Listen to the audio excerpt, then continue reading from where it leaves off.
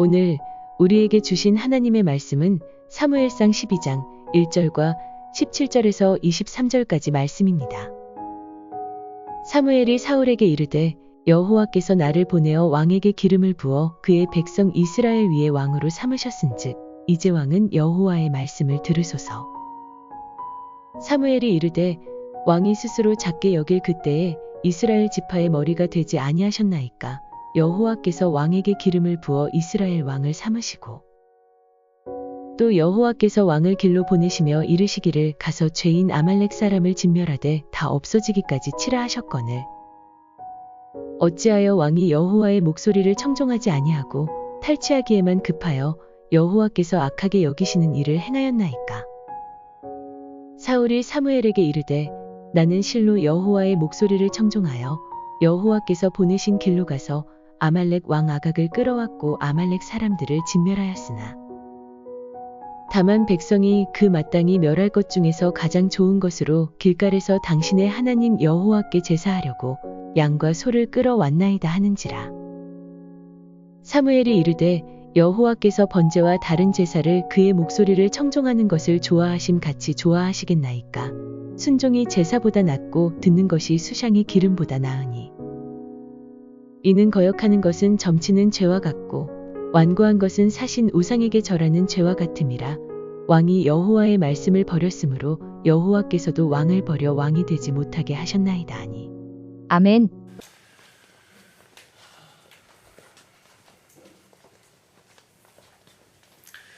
여러분, 이스라엘 왕 하면 누가 떠오르시는가요? 다윗. 딱 한 명뿐이 생각이 안 나죠. 다윗.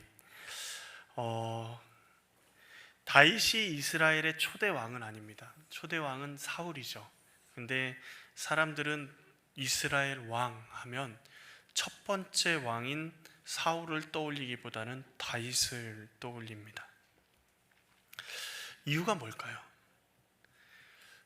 사울이 왕이 처음으로 하나님께서 왕으로 세우십니다. 근데 사울의 지파가 어디 지파냐면 베냐민 지파입니다. 그러니까 베냐민 지파는 이스라엘 지파 중에 가장 약했던 지파이고 가장 연약한 지파입니다. 그런데 그 지파의 출신이 왕이 돼버리니 자신의 지파의 도움을 받을 수 없는 상황이죠. 아무리 자신이 뭐라고 해도 사울은 자신이 하나님뿐이 없이 다른 것에, 외적인 것에 도움을 받을 수 있는 곳이 없다고 해도 과언이 아닙니다. 오늘 1절 말씀에 보면 사무엘이 사울에게 그래서 이야기를 합니다. 당신을 누가 세우셨는지 기억하라는 거예요. 당신을 누가 세우셨는지. 누가 세우셨죠? 하나님이 세우셨다. 사람이 세운 것도 아니고 사람이 너를 이렇게 높여준 것도 아니고 하나님이 당신을 세우셨다. 그리고 하는 얘기가 이제 왕은 여호와의 말씀을 들으소서라고 이야기합니다. 당신을 하나님이 세우셨다. 지금 당신이 권력을 누리고 힘을 누리고 이스라엘 왕으로서 군대를 다스리고 그리고 군대를 가지고 전쟁도 하고 할 테지만 분명한 것은 하나님이 당신의 주인이십니다. 그리고 이스라엘의 주인이십니다. 라는 것을 이야기하고 있습니다. 그런데 하나님이 세우신 이 사울왕이 왜 하나님께 버림을 받고 우리가 기억하는 정말 이스라엘 왕 하면 그리고 아직도 이스라엘 백성은 다윗과 같은 메시아를 기다리고 유대인들은 기다리고 있지만 그 다윗의 후손에서 메시아가 날 것이라는 하나님의 그 언약의 말씀을 붙들게 되는 이유가 뭘까? 왜 하나님은 사울은 버리시고 다윗은 선택하셨을까? 사울이 못났고 다윗은 뛰어내서 그랬을까요? 하나님께서 왜 그러셨을까? 초대 왕이지만 사울은 철저하게 실패한 왕이고 두 번째 왕이지만 다윗은 하나님 앞에 사랑받는 왕이었습니다. 왜 사울은 실패했을까? 첫 번째 사울은요, 하나님의 마음을 알지 못했습니다. 이해하지 못했어요. 하나님이 내리신 명령 가운데 하나님의 마음이 담겨 있죠. 그렇지 않습니까? 하나님이 우리에게 말씀을 주십니다. 그 말씀 가운데 하나님의 마음이 담겨 있어요. 그런데 사울은요, 그 하나님의 마음을 전혀 알지 못했습니다. 사울에게 하나님이 명령하십니다. 아말렉을 치라고 명령하세요. 그리고 그들을 완전히 진멸하라고 말씀하십니다. 하나도 남김없이 완전히 그들을 쓸어버리라는 겁니다. 전쟁을 하면요, 왜 전쟁을 하죠? 사람들이 예전에 보면 전쟁하는 이유가 자신들의 이득을 위해서 전쟁을 합니다. 막 명분을 내세우고 막 이렇게 얘기하지만 결론은요, 이득입니다. 그 나라의 영토를 차지하든지 그 나라에게 보상금을 요구하든지 어떤 이득을 위해서든지 하여튼 전쟁을 참여하는데, 지금 아말렉과 하나님께서 전쟁하라는 것에는요, 하나님 명령대로 하면 조금의 이득도 남지 않습니다. 왜요? 다 쓸어버리고 불태워버리고 하나도 남기지 말라고 하셨거든요. 진멸한다라는 것은 요즘의 관점으로 이야기하면 아무것도 남기지 않고 다 죽이고 다 불태워버리는 겁니다. 남녀노소 모든 짐승 하나 남김없이 다 그렇게 만드는 거예요. 하나님은요, 지금 아말렉을 왜 치라고 하실까요? 그리고 아무 이득도 너희가 취하지 말고, 아무 이득도 취하지 말고 다 진멸해 버리라고 말씀하시는 이유가 뭘까요? 하나님은 이 전쟁을 하나님의 심판을 보여주는 전쟁으로 말씀하신 겁니다. 아말렉이 오래전에 이스라엘 백성이 출애굽해서 광야를 건너고 있을 때, 광야에 이렇게 건너다 보면 어떻게 됩니까? 강행군을 하다 보면 약하고 힘없는 사람들은 뒤로 점점 처져서 뒤에서 쫓아오게 되지 않겠습니까? 그러면 그때 아말렉이 본진과 떨어져 있는 그 뒤에 있는 연약한 어린아이, 그리고 연약한 사람들, 육신의 힘든 어려움을 겪고 있는 사람들을 쳐서 그들에게 재물을 약탈하고 그들을 죽이고 이렇게 했단 말이죠. 근데 그것을 누가 기억하고 계셔요? 하나님이 기억하고 계셔요. 하나님이 그것을 기억하시면서 어떻게 해요? 그들을 심판하시기 위해서 사울에게 명령하신 것입니다. 그러면 지금 이 심판은 하나님의 이 전쟁은 하나님의 심판의 자리이고 분노의 자리인 거죠. 그러면 어떤 것을 기억해야 됩니까? 엄마 아빠가 화가 확 났어요. 동생 때문에 화가 확 나가지고 막 화를 내고 있는데 다 큰 아이가 와가지고 엄마 밥 언제 먹어요? 이러면은 엄마가 어떻게 돼요? 화가 누구에게까지 가요? 밥 언제 먹어요? 한 아기에게까지 가죠. 안 가면 엄마가 정말 대단하신 분이시지만 대부분 그러잖아요.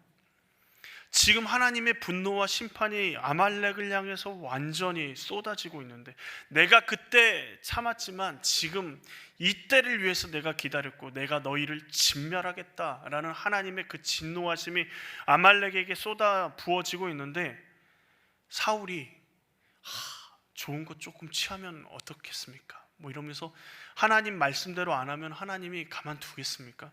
그것은 어떡하죠? 나도 아말렉과 함께 진멸당하기를 원합니다 라고 이야기하는 것과 다를 바가 없는 거예요.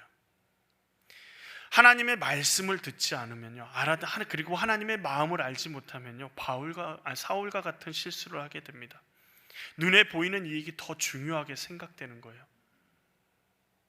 아말렉에게 분노의 심판을 지금 선포하시고 명령하셨는데, 하나님이 그 명령은 전혀 아랑곳하지 않고 자신의 이득을 챙기는 것, 이것이 사울의 모습입니다. 우리를 향한 하나님의 마음은 뭘까요? 사랑이죠. 믿으십니까? 우리를 향한 하나님의 마음은 사랑이시고 자비하심이고 인자하심이고 은혜입니다. 그러면 예배하고 기도하고 헌금하고 순종하고 헌신하는 그 모든 일들은 누구를 위한 일이죠? 우리가 어떻게 생각하면 하나님 앞에 나와서 예배하니까 하나님을 위한 일이고, 하나님 앞에 예물을 드리니까 하나님께 우리 것을 헌신하는 것처럼 생각되어지지만, 생각해 보십시오. 우리가 예배하지 않아도요, 하나님은 돌들로도 찬양하게 만드실 수 있는 분이십니다. 우리가 주님 앞에 예물 드리지 않아도요, 하나님은 하나님의 것으로 충분히 하나님의 사역들을 감당하실 수 있으십니다. 그런데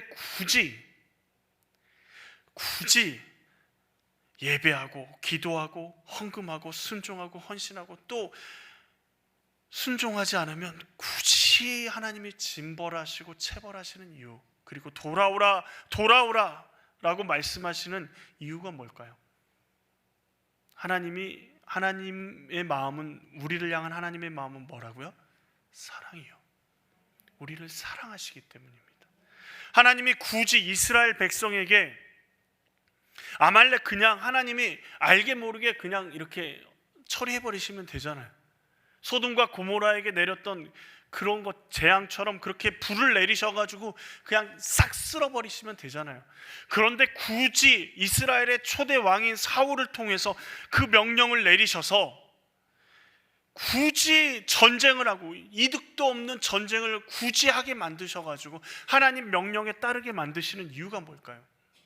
지금 이스라엘 백성이 처음 왕이 세워져서 하나님의 말씀을 따라 살아가야 되는데, 그 왕도 자신의 자세를, 자신의 정확한 위치를 명확하게 알 수 있는 전쟁이 이 아말렉과의 전쟁이고, 이스라엘 백성도 누가 우리를 다스리고 계시는지, 하나님이 얼마나 너희를 생각하시고, 너희는 잊어버렸을지 모르지만 내가 너희의 아픔을 알았고 너희의 어려움을 알았고, 그때 죽어간 그 한 영혼 그때 빼앗겼고, 그때 정말 왜 이럴까라고 한탄하며 하늘을 향해서 원망했던 그들의 음성을 내가 듣고 있었노라고 이스라엘 백성에게 말씀하시고 계시는 거예요.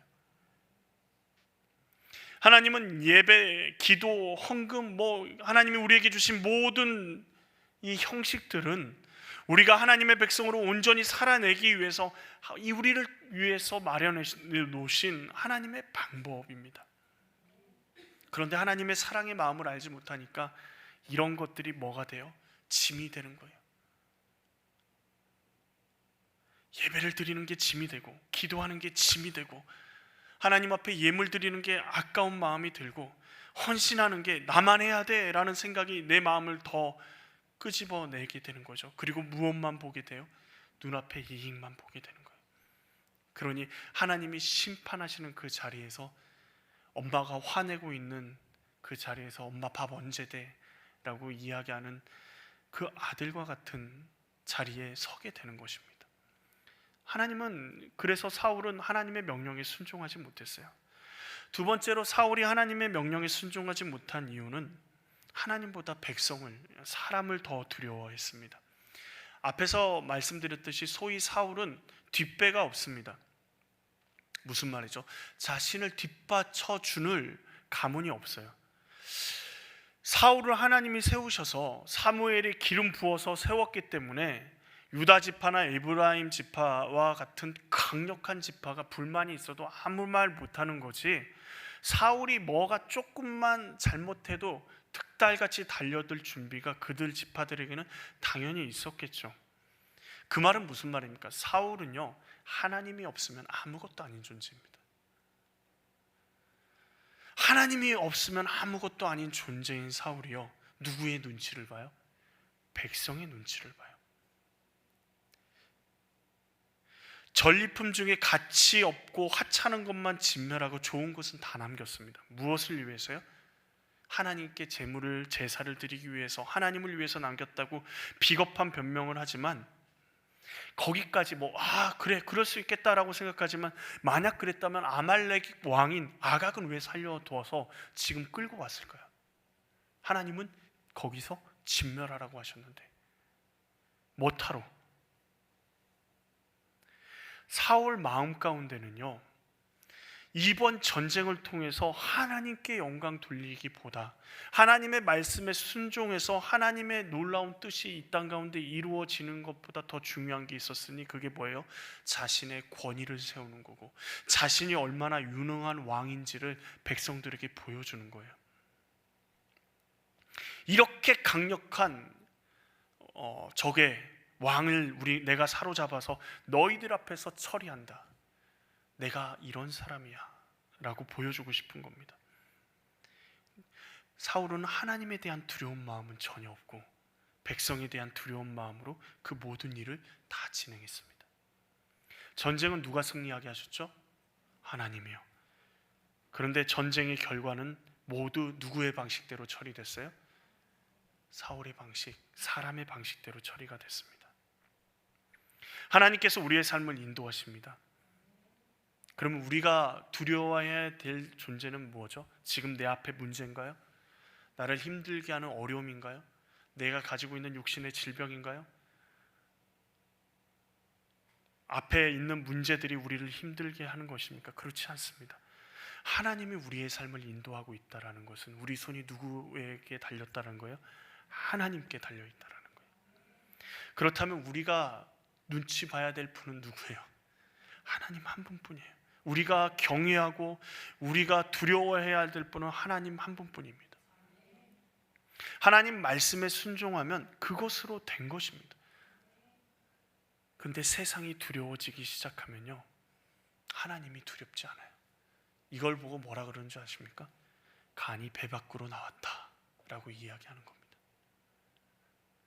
우리를 창조하시고 우리를 만드시고 우리를 이 땅에 보내시는 하나님이 두렵지 않은데 세상이 두렵다라는 것은 그런 미련한 사람이 없는 거죠. 그 미련한 사람이 사울이었습니다. 세 번째로, 사울은 하나님이 원하시는 것을 알지 못했습니다. 예배를 드리는 것은 우리의 생명과 같은 일입니다. 예배보다 더 중요한 것은 하나님의 말씀에 순종하는 것이죠. 순종하는 것 가운데 예배가 있어야 합니다. 사울은 하나님께 순종하지 않았습니다. 어떤 생각으로 순종하지 않았을까요? 하나님께 좋은 것으로 제사 드리면 되지. 그래서 사무엘이 왜 소소리가 들리냐, 다 진멸하라 그랬는데 라고 하자 하나님께 제사 드리기 위해서 끌고 왔다라고 말합니다. 사울 마음 가운데 어떤 마음이 있었죠? 아무리 잘못해도요, 제사 한 번만 드리면 돼 라는 생각이 그의 마음 가운데 있었습니다. 우리도 그런 마음이 들지 않나요? 우리가 잘못하고 하나님 말씀에 순종하면서 살아가지 않아도요, 예배 참석하고 기도 열심히 하고 봉사 열심히 하고 헌금 많이 하면 돼 라는 그런 생각이 우리 마음 가운데 있습니까? 신앙생활에서 가장 주의해야 될 것은 무엇이냐면 이것만 하면 무엇을 해도 괜찮다라고 하는 생각입니다. 어떤 상황 가운데서도 하나님의 말씀을 듣고 순종하지 않으면요, 오늘 사울과 같은 상황 가운데 처하게 되는 겁니다. 사울은 하나님께서 원하시는 것을 알지 못했어요. 하나님께서 원하시는 건 뭐예요? 순종이 제사보다 낫고 듣는 것이 순양의 기름보다 낫다라고 말씀하십니다. 그러면 하나님을 거역하는 건 어떤 거죠? 23절을 보시면요, 점치는 죄와 같고 완고한 것은 사신 우상에게 절하는 죄와 같음이니라 말씀하십니다. 순종하지 않는 것을 하나님은 우상 숭배의 행위와 같다라고 말씀하십니다.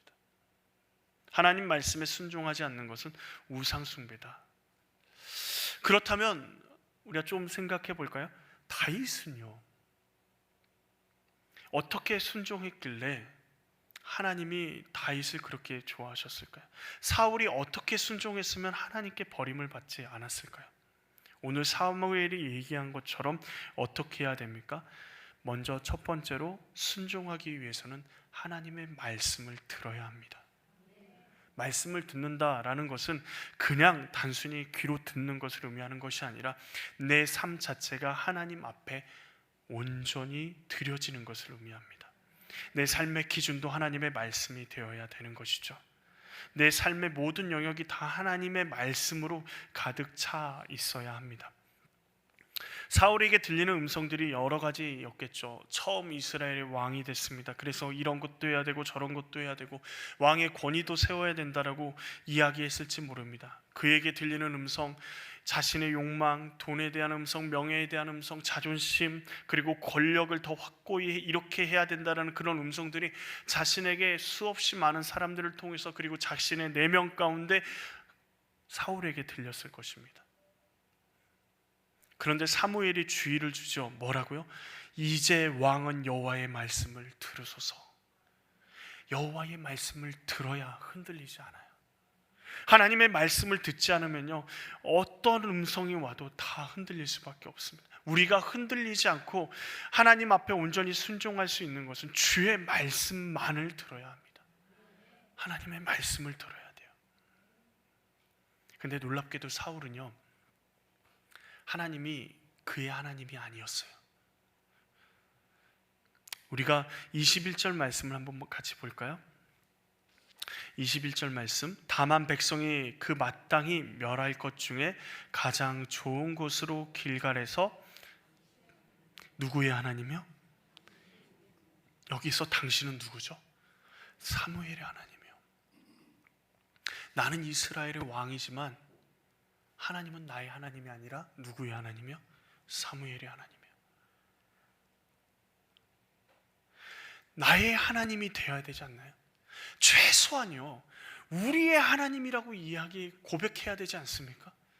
그런데 누구의 하나님이요? 사무엘의 하나님이라고 지금 이야기하고 있는 거예요. 어떤 변명도 필요가 없는 거예요. 이제는 사울의 마음 가운데 하나님이 없어요. 하나님에 관한 일은 누구를 통해서 하면 돼요? 사무엘을 통해서요. 나는 내 마음대로 이스라엘을 다스리기만 하면 되는 거예요. 이런 말도 안 되는 생각을 가진 겁니다. 뭐가 없으니까요? 주의 말씀을 듣지 않으니까요. 주의 말씀에 귀 기울이지 않으니까요. 여러분, 우리의 하나님이 되어야 되지 않겠습니까? 나의 하나님, 나의 구세주가 되어야 되지 않겠습니까? 다른 사람이 이야기하는 하나님, 그 하나님이요, 다른 사람이 간증하고 다른 사람이 이야기하고 다른 사람이 이 말씀에 대해서 이런 은혜가 하나님 앞에 있었다 그러면 거기서 멈추면 아 그렇구나 라고만 하는 것이 아니라 그 하나님이 나에게도 경험되어지기를 하나님께 강구하고 나아가야 합니다. 그 사람의 하나님이 나의 하나님은 아니십니까? 그 사람이 경험한 하나님이, 그 사람이 경험한 이적과 기적을 일으키는 하나님이, 그 사람이 경험한 하나님이 붙들어 주심이 나의 하나님은 하실 수 없는 분이십니까? 그렇지 않아요. 우리의 하나님이시잖아요. 그 하나님이 우리와 함께 하시고 있다는 그 사실을 붙들고 나아가면, 주의 말씀이 내 삶 가운데 온전히 이루어지기를 간구하며 나아가면 더 이상 당신의 하나님이 아니라 우리의 하나님이라고 고백할 수 있게 될 줄로 믿습니다. 그러면 순종할 수 있습니다. 두 번째, 하나님께 순종하지 못했다면요, 혹시 하나님 앞에 순종하지 못하는 일이 있잖아요. 그랬다면 변명하기보다는 회개하며 돌아서야 합니다. 사람들이 잘못된 일이 벌어지면 어떻게 하죠? 변명하죠. 어렸을 때 엄마 앞에서 무슨 잘못을 했을 때 변명하기 시작하면 일이 어떻게 되죠? 이게 한 대 맞고 끝날 일이 점점점 대수가 늘어가는 거죠. 엄마가 엄마한테 한 번 왜 그랬어? 라고 이야기 한 번 들을 거를 앉혀놓고 1시간 내내 잔소리를 듣는 일이 돼버릴 때가 많습니다. 그럼에도 불구하고 그 상황이 벌어지면 어떻게 하죠? 또 변명하고 거짓말해요. 가장 좋은 길은 뭐예요? 솔직하게 고백하는 거예요. 이실직고 하는 거죠. 변명은요, 잘못을 되돌릴 힘이 없습니다. 인간의 잘못을요, 감추려고 하면 할수록 어떻게 해요? 더 감춰지지 않고 드러날 수밖에 없는 거예요. 그런데 왜 우리는 잘못을 이렇게 감추려고 할까요? 가스펠 프로젝트를 우리가 오후 시간에 하고 있는데 구약 1권 3과 40페이지에 보면 하나님은 우리가 온전히 이해받고 사랑받도록 창조하셨습니다. 우리가 온전히 이해받고 사랑받도록 하나님이 우리를 창조하셨대요. 그러나 타락한 인간은 자신을 속속들이 드러내면 사랑받을 수 없다고 생각하게 되었습니다. 그러니까 우리를 있는 그대로 다 드러내면 사랑받을 수 없다라고 생각하게 됐대요. 뭐 때문에요? 죄악 때문에. 그리고 누군가를 속속들이 알게 되면 사랑할 수 없다고 믿게 됐어요. 그래서 다른 사람은 있는 속 없는 속 다 알게 되면 사랑할 수 없게 될 거라고 생각합니다. 그래서 인간이 숨는 것입니다. 하나님으로부터 숨고 서로를 피해서 숨는 것은 인간의 자연스러운 행동입니다.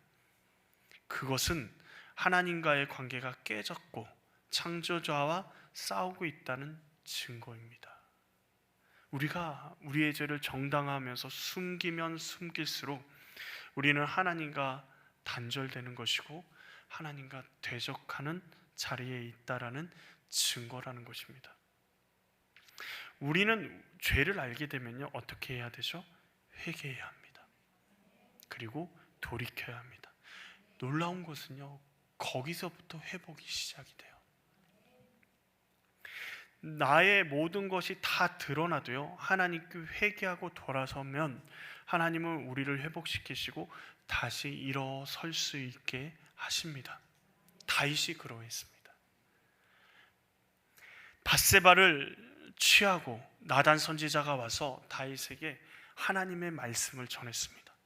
하나님의 말씀이 전해지자, 나단을 통해서 다윗에게 하나님의 말씀이 전해지자 어떻게 했을까요? 다윗은 침상을 적시며 회개하며 기도했습니다. 사울이었으면 어떻게 했을까요? 나단에게 회유와 협박과 어떻게든 자신의 잘못을 감추려고 했을 것입니다. 그러나 다윗은요, 나단 선지자가 그 얘기를 하자마자 죽을 것처럼 침상에 가서 하나님 앞에 기도했습니다. 그로 인해서 엄청난 대가를 지불합니다. 다윗의 인생이 평탄했습니까? 평탄하지 않았어요. 그 죄에 대한 대가를 하나님이 처절하게 다윗에게 치르게 만드셨어요. 그런데 우리는 다윗을 뭐라 그러죠? 하나님의 마음에 가장 합한 사람이라고 이야기합니다. 다윗의 인생은 죄에 대한 대가를 치르게 하나님이 하셨지만 그가 하나님 앞에 회개함으로 돌아감으로 인해서 그는 하나님 마음에 가장 합한 사람이 됐습니다. 그가 완벽해서요? 정결해서요? 그가 뛰어나서요? 그렇지 않습니다. 그는 하나님의 말씀에 순종해서 그리고 자신의 죄에 대해 변명하기보다 하나님 앞에 회개하며 나아갔기 때문입니다. 우리의 삶 속에 하나님의 말씀과 멀어지고 있다면 회개의 자리로 나아가십시오. 거기에 우리의 답답한 마음, 무너지고 쓰러진 영역에 회복의 시작이 있습니다. 하나님의 회복은요, 분명한 것은 하나님은 우리를 사랑하십니다. 그리고 우리를 있는 모습 그대로 받아들이시고 그리고 우리를 감싸주시는 분이십니다. 두려워하지 마십시오. 주님 앞에 믿음으로 나아가십시오. 그리고 이 땅 가운데서도 정직함으로 주님 앞에 나아가십시오. 처음에는 힘들고 어렵지만 우리가 이 땅의 삶을, 이 땅의 세상을 두려워함으로 살아가는 사람들이 아니지 않습니까?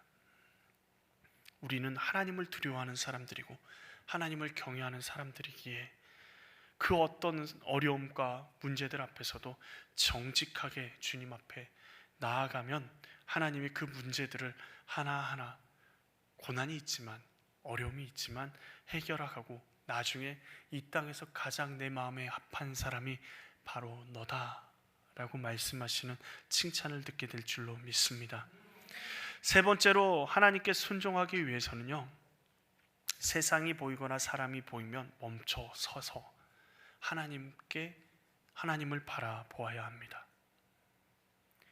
우리가 살아가다 보면요, 사람이 보일 때가 있습니다. 세상이 보일 때가 있습니다. 무엇이 좀 잘 되는 것, 무엇이 좀 이렇게만 하면 좀 잘 될 것 같이 보이는 것, 그것이 우리 눈에 들어올 때가 있어요. 그때 우리는 멈춰서서 하나님께 나아가야 합니다. 하나님의 말씀에 순종하고 있는데 사람의 소리가 막 들리기 시작하는 거예요. 하나님의 말씀보다 내 생각과 사람의 시선이 두려워지기 시작하고, 그렇다면 우리는 어떻게 해야 될까요? 멈춰서서 하나님의 뜻과 도움을 구해야 합니다. 사람이나 세상을 보면 앞으로 나간 만큼 손해를 보는 거죠. 길을 가다가 잘못된 길을 가다 보면 최대한 빨리 유턴해서 돌아오는 것이 가장 빠른 길입니다. 가다 보면 길 나오겠지. 아니요. 가다 보면, 숨기다 보면 방법이 생기겠지. 아니요. 하나님 앞에서 일이 진행되는 가운데 어렵지만 그 모든 상황들 가운데서 멈춰서서 하나님 앞에 기도하며 나아갈 때 하나님의 뜻과 길을 우리에게 보여주십니다. 그리고 그 말씀과 그 길을 따라 걸어가시면 됩니다. 하나님은 우리를 이 땅에 세우셨습니다. 하나님께서 만드신 이 땅에 우리를 하나님의 백성, 하나님의 자녀로 부르셨습니다. 그 말은 무슨 말이죠? 이 땅에서 하나님의 백성으로 살아가는 것, 하나님의 자녀로 살아가는 것, 그때가 가장 행복하고 기쁨이 넘치는 삶을 살아갈 수 있습니다. 하나님의 자녀는, 하나님의 백성은 하나님의 말씀대로 살아갈 때 가장 기쁠 수 있습니다. 세상이 유혹합니다. 이렇게 하면 더 기쁠 수 있고, 이렇게 하면 우리의 자녀에게 더 많은 것들을 물려줄 수 있고, 이렇게 하면 더 많은 것들을 내가 가질 수 있고 소유할 수 있고 권력을 소유할 수 있다라고 생각합니다. 그래서 그 권력을 소유하고 더 많은 것들을 물려주고 더 많은 것들을 가지면 어떻게 됩니까? 평안한가요? 그런데 시편 23편에서 다윗이 이렇게 고백합니다. 다윗의 인생은 여러분, 다윗처럼 되고 싶습니다. 고백한다면 성경을 제대로 안 읽으신 거예요. 다윗은 험난한 인생을 보냈습니다. 그런데 다윗의 고백은 이렇죠. 사망의 음침한 골짜기로 다닐지라도 해를 두려워하지 않을 것은. 왜 두려워하지 않나요, 다윗이? 주의 지팡이와 막대기가 나를 안위하시기 때문이다. 하나님의 백성은요, 하나님의 말씀을 들어야, 하나님의 말씀 앞에서 내 죄를 깨닫게 되면 주님 앞에 회개하고 돌아서야, 주님께 온전히 순종해야지만 하나님이 보이게 됩니다. 하나님께서만 이 우리의 삶을 풍요롭게 하실 수 있고, 우리의 삶에 기쁨이 넘치게 하시고, 우리의 삶을 아름답게 하실 수 있습니다. 이 땅에서 하나님의 놀라운 은혜가 우리를 통해서 펼쳐져 가기를 하나님은 원하십니다. 사울에게 아말렉을 치라고 명령하시고 그들을 진멸하라고 명령하신 그 명령 가운데 하나님은 그런 마음으로 하나님은 그에게 명령하셨을 겁니다. 그런데 순종하지 않으므로 멸망의 길을, 그리고 하나님 앞에 버림받는 길을 사울은 처절하게 가게 되었습니다. 아무것도 아닌 것처럼 보이지만 우리가 주님 말씀 앞에 온전히 순종하며 나아갈 때 하나님의 놀라운 역사가 우리 삶 가운데 드러나게 될 줄로 믿습니다. 사울과 같은 사람이 아니라 다윗과 같이 하나님 앞에 칭찬받고 하나님 앞에 순종하며 이 땅에서 하나님의 자녀로서 온전히 살아낼 수 있는 우리 모두가 되기를 간절히 원합니다. 기도하시겠습니다. 은혜가 풍성하신 하나님 아버지, 우리의 삶이 순종의 삶이 되기를 원합니다. 사울처럼 왕이 되었지만 자신의 뜻, 자신의 계획, 그리고 사람들의 음성을 놓지 못해서 두려워 떨며 일평생 자신이 왕이 되기 위해 그 왕자를 붙들고 쩔쩔매며 살아가는 그 인생이 아니라 아무것도 가진 것 없는 것처럼 보이고, 고난이 그 인생을 덮쳐와도, 그리고 어려움 가운데 힘든 가운데 있을지라도 다윗처럼 사망의 음침한 골짜기로 내가 다닐지라도 해를 두려워하지 않을 것은 주의 지팡이와 막대기가 나를 안위하시기 때문이다라는 그 믿음의 고백이 우리의 입술의 고백이 되기를 원합니다. 주님, 우리의 삶을 통해서 하나님의 놀라운 역사하심들이 드러나게 하여 주시옵소서. 예수님의 이름으로 기도합니다. 아멘.